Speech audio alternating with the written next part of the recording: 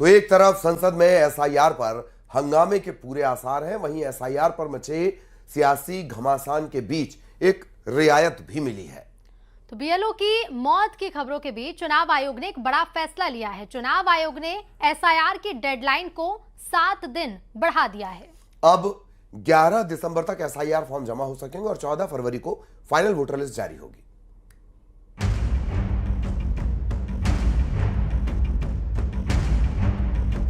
बिहार के बाद मध्य प्रदेश और छत्तीसगढ़ समेत 12 राज्यों में चल रहे एसआईआर पर घमासान के बीच अब चुनाव आयोग ने एसआईआर की समय सीमा 7 दिन के लिए बढ़ा दी है।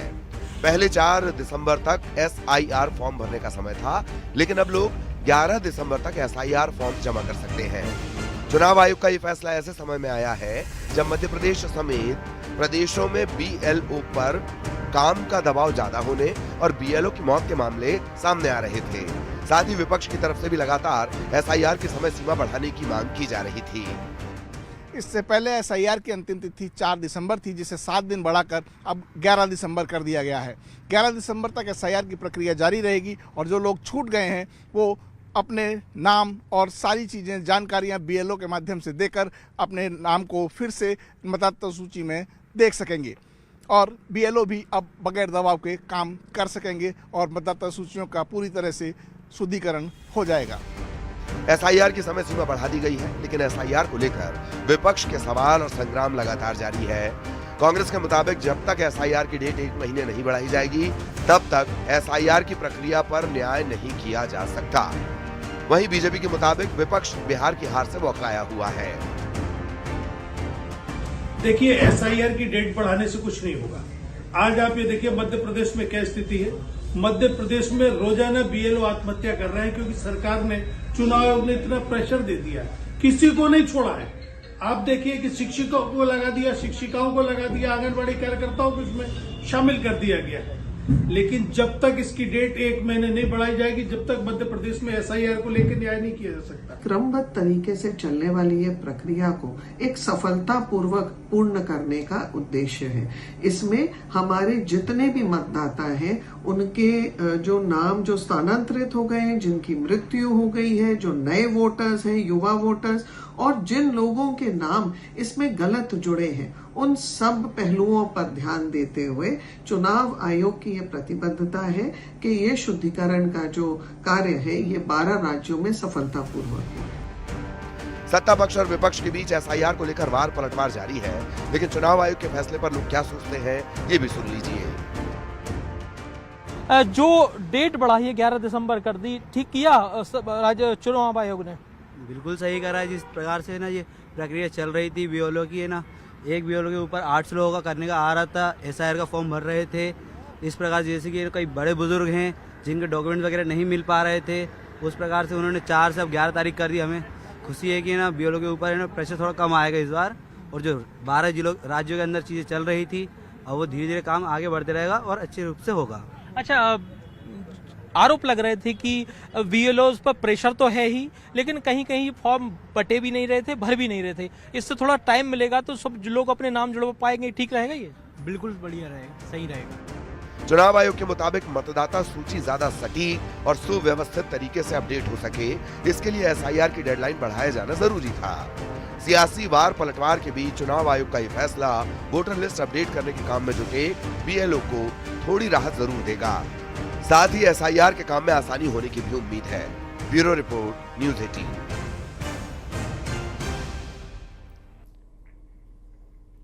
बीजेपी की फायर ब्रांड नेता और हिंदूवादी चेहरा उमा भारती ने एक बार फिर से लोकसभा चुनाव लड़ने की इच्छा जाहिर की है।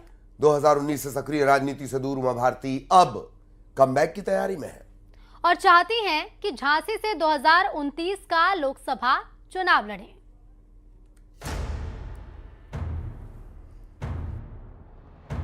एमपी की पूर्व मुख्यमंत्री और बीजेपी की फायर ब्रांड नेता उमा भारती ने एक बार फिर लोकसभा चुनाव लड़ने की इच्छा जताई है।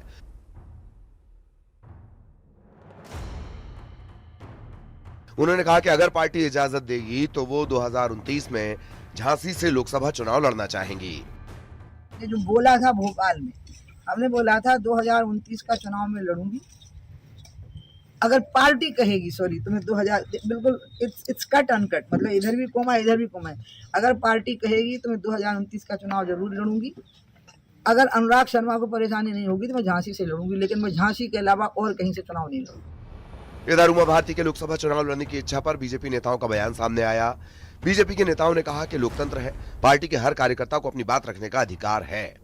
भारतीय जनता पार्टी में सभी समर्पित कार्यकर्ता हैं। संगठन के निर्देश पर सभी कार्यकर्ता उनके निर्देशों का दायित्वों का पालन करते हैं। आगे भी सभी कार्यकर्ता संगठन के निर्देश के अनुसार ही काम करेंगे। नहीं, उन्होंने कहा है कि पार्टी का उल्लेख किया है उन्होंने, पर अच्छी बात है, पार्टी तय करे तो। लोकतंत्र है और हर कार्यकर्ता को यह अधिकार है कि वो मांग करे। वहीं उमा भारती के चुनाव लड़ने की इच्छा को लेकर कांग्रेस ने बीजेपी पर निशाना साधा। कांग्रेस ने बीजेपी को यूज एंड थ्रो करने वाली पार्टी बताया है। लगातार जिस तरीके से लोग उम्मीद रखते हैं उस पार्टी में जाकर कि हमें कुछ हासिल होगा, तो हासिल कुछ नहीं होता है। वो सिर्फ इस्तेमाल कर देती है और वे फेंक देती है। वही काम उमा भारती जी के साथ हो रहा है। पूर्व मुख्यमंत्री रही हैं, अब वो जो गाहे बगाहे लगातार बोलती रहती हैं कि मुझे यहाँ से चुनाव लड़ना है या वहां से लड़ना है, ऐसा कुछ होता संभव दिख नहीं रहा है। और जो कांग्रेस छोड़कर भाजपा में गए, कई गद्दार जिन लोगों ने पार्टी छोड़कर कांग्रेस की सरकार गिरवाई थी, उनका भविष्य भी इनके साथ अंधकारमय है। और भाजपा के लोग ये समझ लें कि ये एक अवसरवादी पार्टी है, किसी का कोई भविष्य नहीं है उस पार्टी में, सिर्फ जनता को ठगने का काम है, इससे ज्यादा कुछ नहीं। ये पहला मौका नहीं है जब उमा भारती ने 2029 का लोकसभा चुनाव लड़ने की इच्छा जताई हो। उमा भारती ने 1989 से 2014 तक 6 लोकसभा चुनाव जीते हैं, जिनमें 2014 में वो झांसी से जीतकर लोकसभा पहुंची थीं। 2019 के बाद से वो सक्रिय राजनीति से दूर रही हैं, लेकिन अब 2029 के लिए उमा भारती कमबैक की तैयारी में है।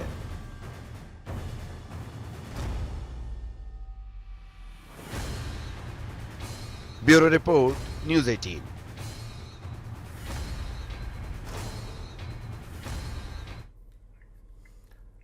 बात योगी की। सीएम योगी ने एक बार फिर से सनातन का मंत्र दिया है। सीएम योगी ने अयोध्या में धर्म ध्वजा को धर्म विजय का प्रतीक बताया। दरअसल सीएम योगी रोटियों की भूमि कहे जाने वाले हरियाणा में थे और एक कार्यक्रम में सीएम ने बटेंगे तो कटेंगे का नारा फिर से दोहराया।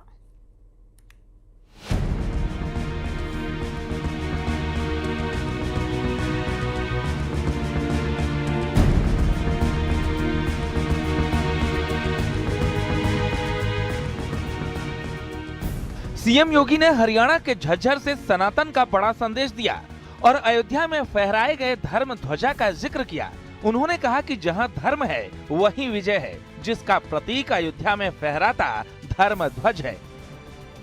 क्योंकि हमारे यहाँ तो कहा गया है ना, ये तो धर्मस्त तो जय, जहां धर्म होगा वहीं जय होगी, विजय होगी, अवश्य विजय होगी। और जब एक साथ बोलेंगे, एक साथ चलेंगे, एक साथ सोचेंगे, तो परिणाम तो आना ही था। श्री अयोध्या धाम में प्रधानमंत्री जी के कर कमलों से अयोध्या में श्री राम जन्मभूमि पर आपने भगवा सनातनी ध्वज को फहराते हुए देखा होगा। कितना भव्य ध्वज।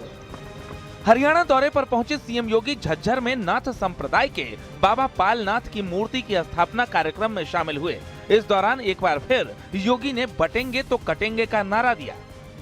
अगर दुनिया के अंदर इस चराचर जगत की रक्षा करनी है तो सनातन की रक्षा करनी होगी, उसे सुरक्षित करना होगा, उसे हर हाल में सुरक्षित बनाना होगा। और ये तभी होगा जब हम सब मिलकर के एक रहेंगे। हमें बटना नहीं है, बटेंगे तो कटेंगे। याद करना,